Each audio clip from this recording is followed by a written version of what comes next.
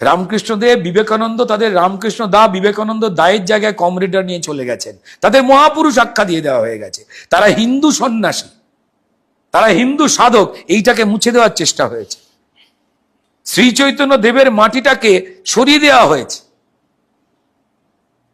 যেন সব পাড়ার দাদাদের বানিয়ে দেওয়া হচ্ছে এদের।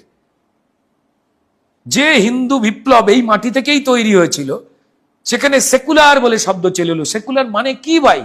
হিন্দু ধর্ম অস্বীকার, মুসলমান ধর্মে ইফতার, একই মিথ্যে বারবার, তার নাম সেকুলার। স্বধর্মের প্রীতি, অন্য ধর্মের সম্প্রীতি। ভাই আমি আমার ধর্ম ভালোবাসবো, লালন করব, উৎসব করব, অন্য ধর্মের মানুষ তার ধর্ম পালন করবেন, লালন করবেন।